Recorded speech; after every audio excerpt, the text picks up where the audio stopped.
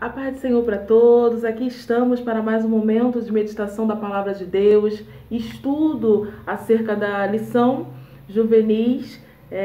Hoje vai ser a lição número 10. Estamos chegando ao final de mais um trimestre, pela graça do Senhor Jesus. E hoje a lição vai ser número 10, que tem por título A Dimensão Presente e Futura do Reino. É essa a lição que nós vamos estudar neste domingo. Então pega a sua revista, pega a Bíblia e vamos juntos aprender acerca, do reino de Deus. Vamos orar? Amantíssimo Deus, Pai de toda graça e misericórdia, agradecemos por mais uma lição, por mais uma oportunidade de estarmos aqui, Pai, aprendendo, Senhor, acerca da Tua palavra, acerca do Teu reino. Senhor, seja o nosso orientador, o nosso mestre, o condutor de tudo, que possamos, Pai, ao término dessa lição, agradecê-lo, Senhor, por ter falado aos nossos corações, por ter nos instruído acerca da Tua palavra. Muito obrigada pela vida daqueles que estão ouvindo, vendo este vídeo. Senhor, o Senhor conhece a necessidade dos meus irmãos e eu creio na vitória. Em nome de Jesus, amém. Então, lição 10 é a dimensão presente e futura do reino. A leitura proposta está em Mateus, capítulo 10, do versículo 5 ao versículo 15. Então, vamos fazer essa leitura. Mateus 10, do versículo 5 ao versículo 15, diz assim, Jesus enviou estes 12 e lhes ordenou, dizendo: Não ireis pelo caminho das gentes, e nem entreis em cidades de samaritanos, mas ide antes as ovelhas perdidas da casa de Israel. E indo pregai, dizendo: É chegado o reino dos céus. Curai os enfermos, limpai os leprosos, ressuscitai os mortos. Expulsai os demônios, de graça recebestes, de graça dai. Não possuais outro, nem prata, nem cobre, nem vossos cintos, nem alforjes para o caminho, nem 2 túnicas, nem sandálias, nem bordão, porque digno é o operário do seu alimento. E em qualquer cidade ou aldeia em que entrardes, procurai saber quem nela seja digno de hospedai-vos, aí até que vos retireis. E quando entrardes em alguma casa, saudai-a. E se a casa for digna, desça sobre ela a vossa paz, mas se não for digna, torne para vós a vossa paz. E se ninguém vos receber, nem escutar a vossa palavra, saindo daquela casa ou cidade, sacudi o pó dos vossos pés. E em verdade vos digo que no dia do juízo haverá menos rigor para o país de Sodoma e Gomorra do que para aquela cidade. Amém? E o versículo proposto se encontra em 1 Coríntios, capítulo 4, versículo 20, que diz: Porque o reino de Deus não consiste em palavras, mas em virtude. 1 Coríntios, capítulo 4, versículo 20. E essa lição de hoje, ela vai trazer o reino de Deus e este reino na sua dimensão, nas suas 2 dimensões, que é o presente e o futuro, E o papel da igreja nesse reino presente e qual o papel que a igreja terá também no reino futuro. Basta irmos à igreja, basta congregarmos, basta pregarmos, basta cantarmos. Não, Nós temos que entender que tudo isso faz parte, é claro, de uma vida com Cristo. Mas o que nos vale é saber que estamos nesse presente, vivendo este tempo presente, com Cristo reinando nas nossas vidas, sendo discípulos do Senhor, agentes de Cristo nessa terra. Mas há algo futuro, glorioso, nos aguardando. Há algo futuro, preparado para a sua igreja, esperando só apenas, a vontade de Deus para nos buscar e assim gozarmos eternamente daquilo que o Senhor tem preparado para a sua igreja na escatologia, no tempo futuro, quando Ele virá pela segunda vez para nos buscar, então, e para reinarmos eternamente com Ele. E o tópico número 1 diz: qual a natureza do reino de Deus? É o próprio Deus, na sua magnífica glória, se revelando, na execução de tudo. Na execução de tudo e na intervenção de tudo. Sabemos que Cristo está no controle de tudo.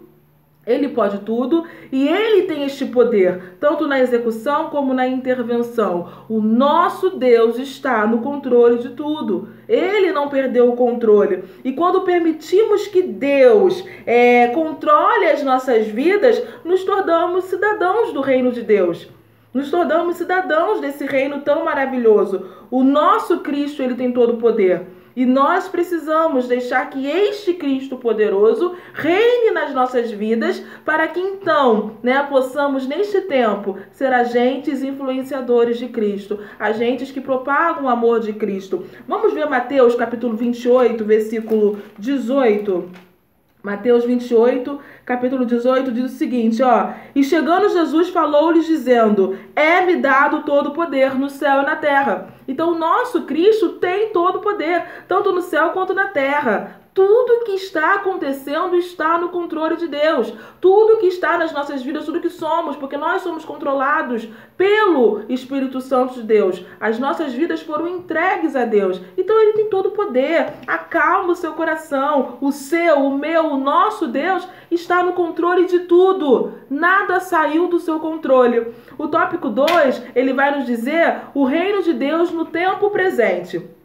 Cristo veio, para nos proporcionar essa vida, Essa vida com a certeza de um futuro glorioso e eterno. Essa vida com a certeza da salvação. Já falamos em lições passadas acerca da salvação. Algo conquistado por Cristo na cruz do Calvário para os seus, Ele amou o mundo de tal maneira que entregou o seu Filho para que todo aquele que nele crê não pereça, mas tenha a vida eterna.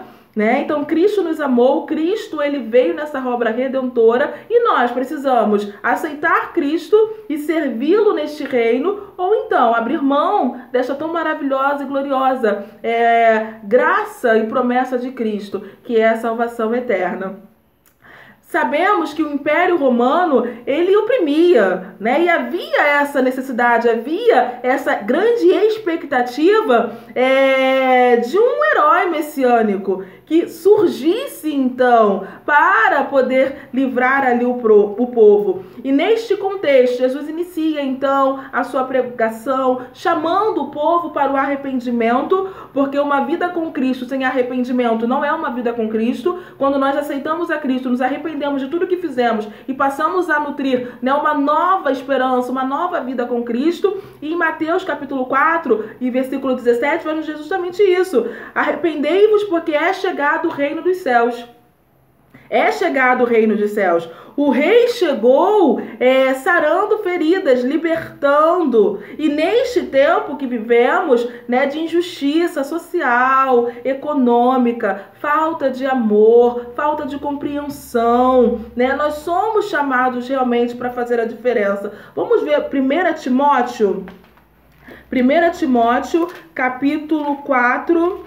1 Timóteo, capítulo 4, versículo 1. 1 Timóteo 4, 1 diz o seguinte, Mas o Espírito expressamente diz que nos últimos tempos apostatarão alguns da fé, dando ouvidos a espíritos enganadores e a doutrinas de demônios. Então que nós não estejamos neste grupo, que os nossos ouvidos, os nossos corações, os nossos olhos, que as nossas vidas estejam focadas em Cristo Jesus, o nosso Senhor e Salvador. Amém? E o rei chegou, nessa questão toda, salvando, sarando. E o nosso tempo aqui na terra está também chegando ao fim. Nós sabemos, vemos indícios de que breve Cristo vem nos buscar. Breve Cristo vem nos buscar. O tempo nosso aqui nesta terra está chegando ao fim.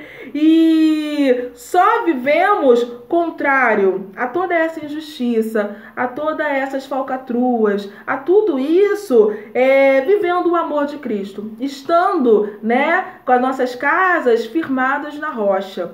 Só assim podemos fazer e ser a diferença, neste mundo que necessita, de uma constante restauração, E nós temos, como agentes de Cristo, essa possibilidade de ter as nossas vidas restauradas, libertas, consagradas a Cristo. Aleluia! Glória a Deus! E o reino de Deus no tempo futuro é o terceiro tópico da nossa lição. E pela escatologia entendemos que o reino futuro será quando Jesus vier. né, para julgar o mundo. Mateus 29, versículo 30, diz o seguinte, ó, vamos ver?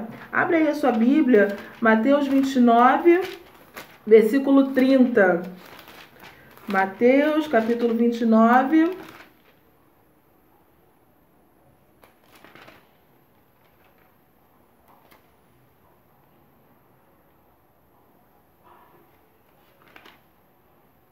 Não, rapidinho, gente, não é Mateus 29, não. Eu notei alguma coisa errada, só um minutinho.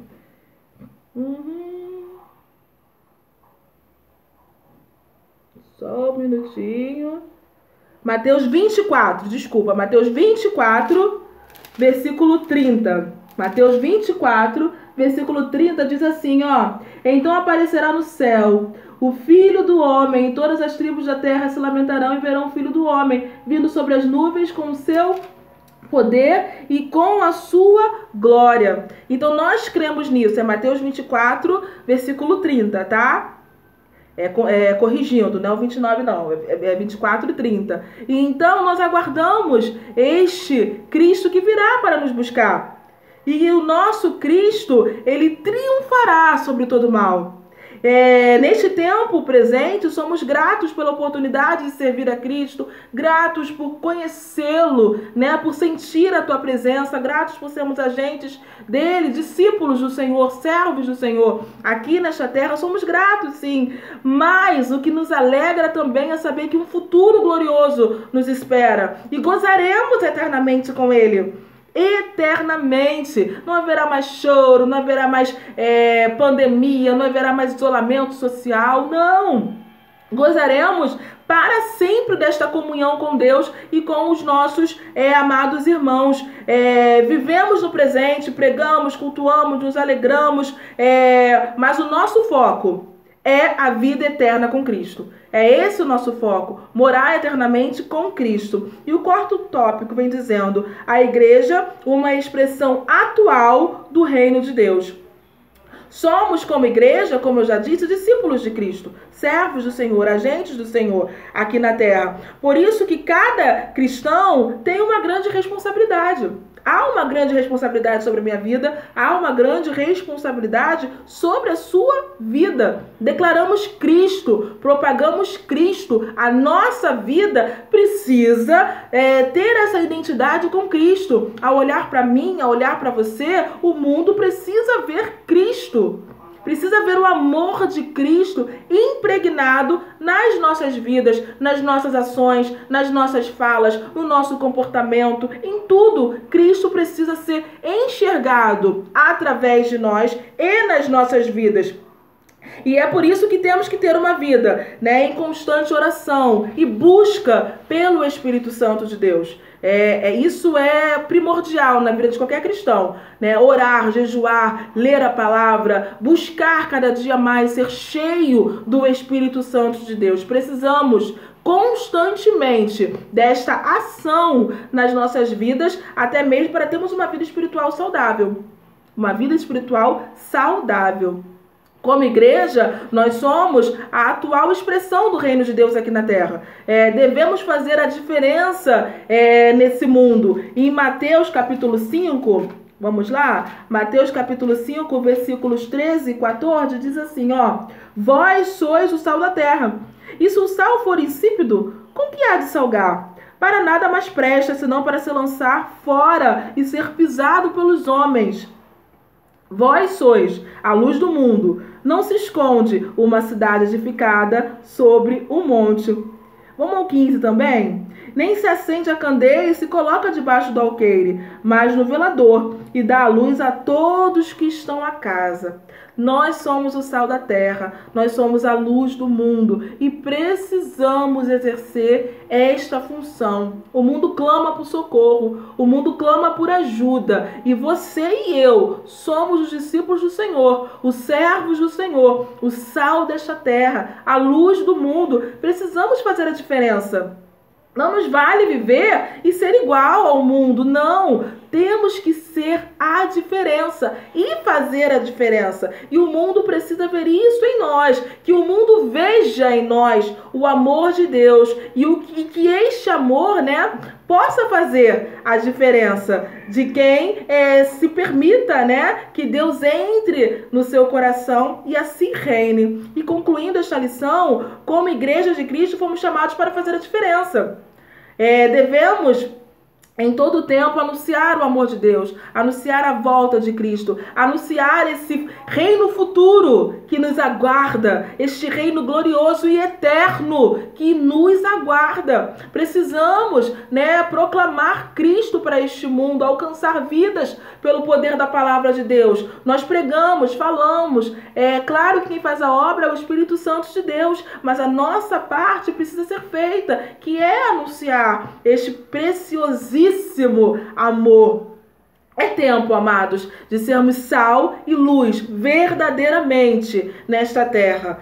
Não podemos mais perder tempo. É chegado realmente o momento de nos posicionarmos cada vez mais firmes em Cristo Jesus, cada vez mais alicerçados na palavra de Deus, né? Cada vez mais fortificados na palavra de Deus e pela palavra de Deus. Precisamos verdadeiramente nos posicionar como servos do Senhor, como agentes de Cristo aqui na terra. Amém? Vamos então à correção do questionário desta lição 8?